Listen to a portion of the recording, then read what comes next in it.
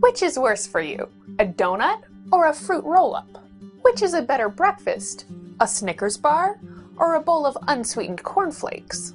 Which is more likely to spike your blood sugar, a Coca-Cola or a bagel? Which has more sugar in it, jelly beans or white bread? The sugar content of a piece of fruit is virtually identical to that of high fructose corn syrup.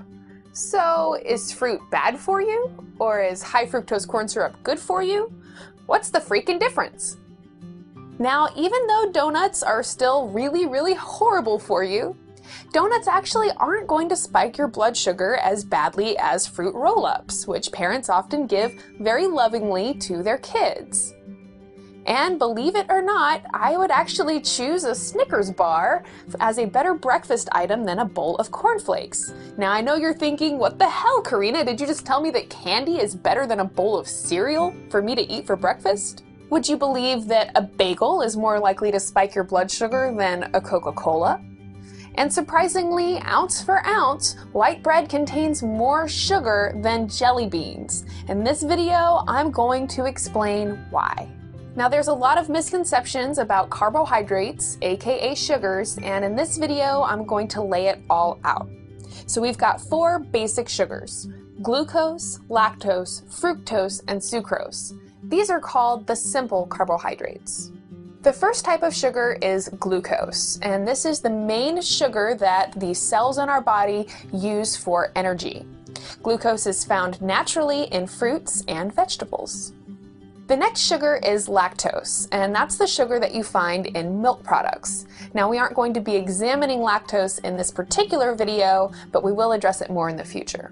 Fructose is sugar from fruit, and like glucose, it's naturally found in fruits and vegetables.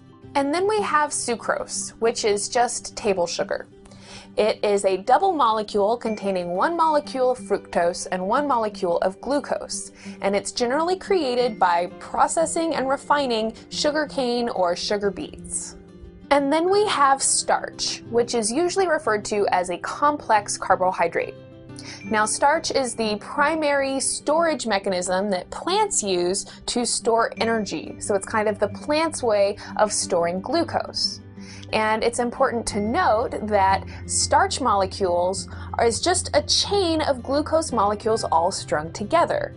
So you have the simple carbohydrate, the glucose, that's strung together to create the complex carbohydrate, starch.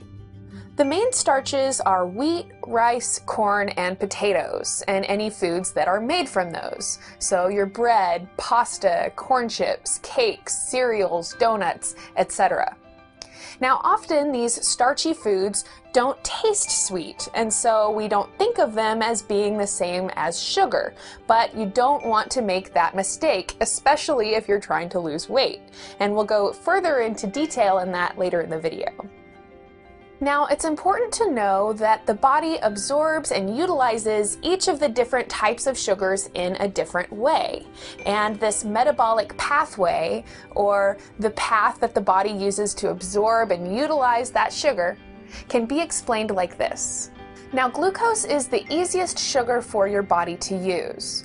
When you ingest something containing glucose, it goes into your stomach and then your small intestine, where it immediately is absorbed into your bloodstream. Your blood then takes that glucose around to all the cells in your body so that it can be used for energy, and any excess glucose can be stored as fat. Your body can also use glucose without doing any other chemical changes to it. So glucose is by far the fastest pathway, the fastest way for sugar to enter your blood and to give your cells the energy that they need. Fructose, however, cannot be used immediately by our cells. It must undergo chemical changes in the liver before it can be used. So, like glucose, it's absorbed into the bloodstream once it enters the small intestine, but first it must be processed in the liver and then distributed to cells for energy. So, fructose is a slower metabolic pathway than glucose. So, what about sucrose, or table sugar? When sucrose hits your small intestine, it's actually split into its 2 parts. It's 1 fructose and 1 glucose. And then the glucose goes in, immediately hits your bloodstream and can immediately be used, and the fructose is sent to your liver for processing. All natural fruits and vegetables contain some glucose and some fructose. And the ratio of glucose to fructose can vary from food to food. A grape, apple, or banana has about a 1-to-1 ratio, so it's half glucose and half fructose. And the ratio rarely exceeds 2-to-1, where a pear is about 2 parts fructose to 1 part glucose, but sweet corn is closer to 2 parts glucose to 1 part fructose. Furthermore, fruits and vegetables, high fructose corn syrup, and table sugar all contain fructose and glucose. The only difference is the ratio of fructose to glucose and the fact that in sucrose or table sugar, those 2 molecules are combined. But in fruits and vegetables or high fructose corn syrup, the fructose and glucose are already separated. So what happens when we eat complex carbohydrates or starches? Remember that a starch is just a string of glucose molecules or simple sugars all strung together. And you should know that when that food hits your small intestine, those chains are immediately broken. And now you have a huge load of glucose molecules that are going to immediately enter your bloodstream. And this all happens in a matter of seconds. So while the pathway may be a little bit longer, we're still talking about a pretty quick absorption of sugar into your blood. Another thing to recognize is that this is all glucose molecules. Unlike things that contain a little bit of fructose, which have to go to the liver, all of these glucose molecules are going to immediately flood your blood with sugar. And this is why a piece of white bread or a bagel or a bowl of cornflakes is going to spike your blood sugar worse than jelly beans or a soda. There's a scale called the glycemic index, and it's just a measurement of how quickly certain foods are going to affect your blood sugar. So pure glucose is considered a 100 on the glycemic index, and fats and proteins are lowest on the scale because they take the longest to be metabolized. So peanuts, which are mostly fat, are only a 15 on the glycemic index. But let's take a look at some other popular foods. Broccoli, 15. Apples, 38. Snickers, 40. Orange, 44. Banana, 51. Coca-Cola, 58. Table sugar, 65. White bread, 71. Corn chips, 74. Potato chips, 75. Donuts, 76. Jelly beans, 80. Cornflakes, 83. And fruit roll-ups, 99. Now you'll probably notice that the table sugar or sucrose is lower glycemic than the white bread, potato chips, donut, and cornflakes. This is because the starch is 100% glucose, so all that glucose hits your blood almost immediately. But the table sugar is half fructose, half glucose, so it takes a little bit longer on its metabolic pathway because it has to split the fructose and glucose and then send that fructose to the liver for processing. It's very important to note that starches do not contain fructose. They're 100% glucose, and that means that the metabolic pathway is a lot faster and you're going to be a lot more likely to spike your blood sugar when you consume them.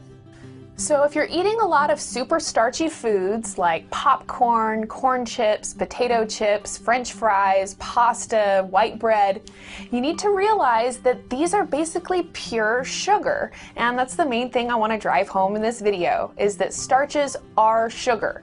And we all know that we should avoid sweets, and if we're on a diet, we want to try not to eat too much sugar. But you have to realize that these starches are sugar, and if you eat too much of them, they're going to cause weight gain, they're going to cause diabetes, they're going to spike your blood sugar, and they're not going to be healthful. You'll probably also notice that fruits and vegetables are pretty low on the glycemic index. Most of the time, but not always, natural foods are going to be lower glycemic than refined or processed foods. So this is why the fruit roll-up clocks in at a 99, because it is basically 100% sugar, 100% cornstarch. But the apple and the orange, the fruits, contain both fructose and glucose, which slows the metabolic pathway, and they also contain a lot of fiber, which also slows the amount of time it's going to take that sugar to hit your blood. The reason that the Snickers bar is lower glycemic than an orange is because it also contains fat from the peanuts and the milk in the milk chocolate. So if fruits and high fructose corn syrup have the same sugar content, why are fruits good and high fructose corn syrup bad? Well, fruits contain a lot of things in addition to just the sugar. They contain enzymes, minerals, vitamins, they contain fiber, and in some cases even protein. So it's a complete nutritional package where that apple or that orange actually contains all of the different components your body is going to need to use it most effectively. But the high fructose corn syrup is just pure sugar. You see, no one nutrient is bad. Glucose is not bad, it's the energy source of our body. We couldn't live without it. Fats aren't bad, proteins aren't bad, vitamins and minerals aren't bad. What's bad is when you get an imbalance of nutrients. So too much of one and not enough of the others. Maybe you consume too many carbs and too many sugars, but you aren't getting enough fats and enough protein. If you look at yourself and you're overweight, chances are you're consuming way too many sugars and not enough fiber, vitamins, and minerals. And every time you eat something that's refined sugar or a fruit roll-up, you're just perpetuating that imbalance because high fructose corn syrup and most of those refined foods don't contain any of the other nutrients that your body needs. So this video has a few main points. Number 1. Starches are sugars. They're going to spike your blood sugar and they're going to contribute to weight gain. 2. Lay off the processed crap and please eat more fruits and vegetables. 3. Please stop feeding your kids fruit roll-ups. There are 2,320 calories in a pound of corn chips, but a pound of apples only contains 240 calories. That's right, you could eat 10 pounds of apples to get the same amount of calories as 1 pound of corn chips. In a future video, we're going to discuss calorie density and why you could actually be eating a larger volume of the right foods and still lose weight. You probably already know that Coca-Cola got its name because it used to contain cocaine, and that when cocaine became illegal, they had to replace it with caffeine. Soda pop is the #1 most purchased item in American grocery stores, and we as Americans spend more than $70 billion on soda pop each year. But how bad is Coca-Cola for us, really? Be sure to subscribe, because in a future video, I'm gonna tell ya. If you learned anything from this video, please share it with your friends, because they would probably love to know too. And if you haven't done so already, please click on that like button below to give me a thumbs up. If you're overweight, you're eating too much sugar. Find out why people gain weight and watch this video in the upper left corner. Fruit does contain a lot of sugar, so is fruit good for you or is fruit bad for you? To find out, watch this video on the truth about fruit in the upper right. What's the most obesity-causing foods you can eat? To find out the most fattening foods to avoid, watch my video in the bottom left. And what is the difference between junk foods and superfoods? What is it that we should really be eating? To find out, check out my video in the lower right-hand corner.